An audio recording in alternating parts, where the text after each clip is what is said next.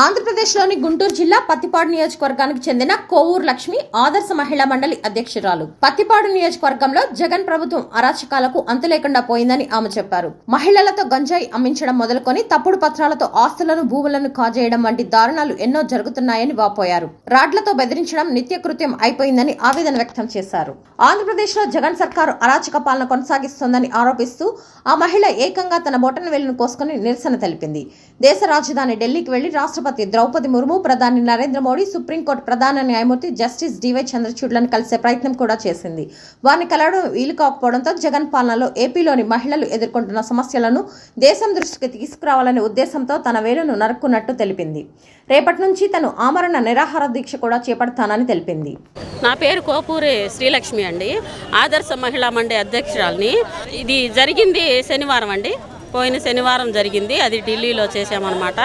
ఈ ఆడపిల్లల మీద, మైనర్ బాలికల మీద, లేకపోతే మహిళల మీద జరుగుతా అన్యాయాలు, అత్యాచారాల గురించి ఒకసారి ప్రజలకి, నా మహిళలకి తెలియాలన్న ఒక ఉద్దేశంతో నేను ఎంత సాహసం చేయాల్సి వచ్చిందండి. ఈ సాహసం వెనక ఉన్న ఉద్దేశం ఏంటంటే వాళ్ళ కుట్రాలు, కుతంత్రాలు ఇవన్నీ బయటపడకుండా దాచిపెట్టి మేమంతా రాష్ట్ర పాలన బాగా చేస్తున్నామనే ఒక జనాల్ని మభ్య పెడుతున్నారు. ఆ మభ్యలోకి మహిళలు వెళ్ళకూడదనే ఒక ఉద్దేశంతో ఈ సాహసం చేయాల్సి వచ్చింది. ఇన్ కేసు మేము కూడా మా ఏరియాలో మేము కూడా ఇబ్బందులు పడ్డాం. ఆ బాధపడ్డ మహిళల్లో నేను ఒక బాధితురాలని. ఇక్కడున్న ప్రతి ఒక్కళ్ళు బాధితులేనండి. మాది స్వర్ణభారతి నగర్, కృష్ణ తులసి నగర్, మూడో లైన్ అండి. మా నాన్నగారు కూడా ఫ్రీడమ్ ఫైటరు. ఆయన పేదల కోసం ఎన్నో చేశారు. అవన్నీ ఇప్పుడు ఈ దందాలు చేసే వాళ్ళకి కూడా ఇళ్ల స్థలాలు ఇచ్చింది మేమే.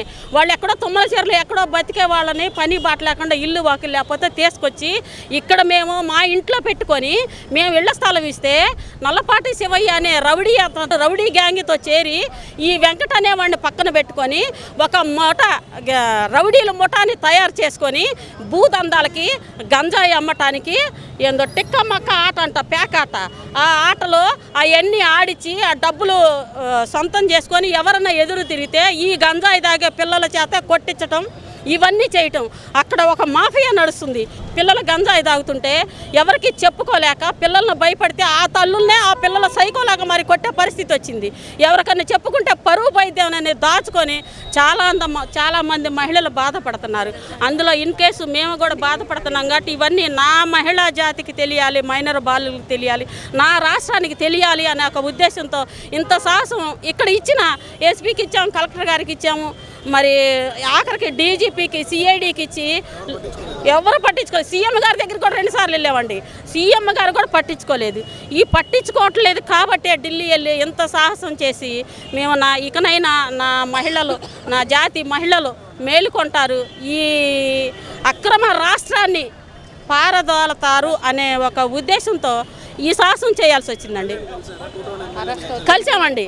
టూ టౌన్ కాదు, పత్తిపాడు నియోజకవర్గం ఎమ్మెల్యే మినిస్టర్ సుచరిత గారిని కలిసాము. అమ్మ ఇలా జరుగుతుంది, ఈ భూదందాలు, ఈ రౌడీజం అని జరిగాము.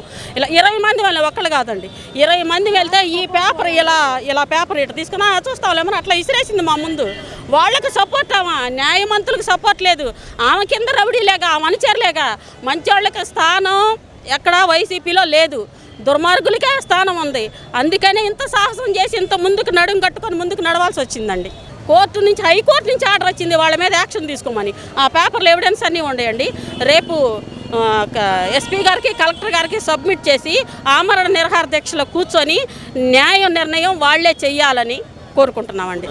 రేపటి నుంచే మా ఏరియాలో, మా ఇంట్లో, ఇప్పుడు రోడ్ల మీద కూర్చుంటే ఎలక్షన్ కూడా అంటున్నారు కదండి, అందుకని మా ఇంట్లో, మా దగ్గర షాప్ ఉంది రోడ్డు అమ్మటే, అక్కడ కూర్చుంటానండి. న్యాయం జరిగే వరకు అక్కడ నిరాహార దీక్ష చేస్తాను. నాతో పాటు ఎవరన్నా మహిళలు వస్తే ఓకే, లేదంటే నేను మాత్రం కూర్చుంటాను.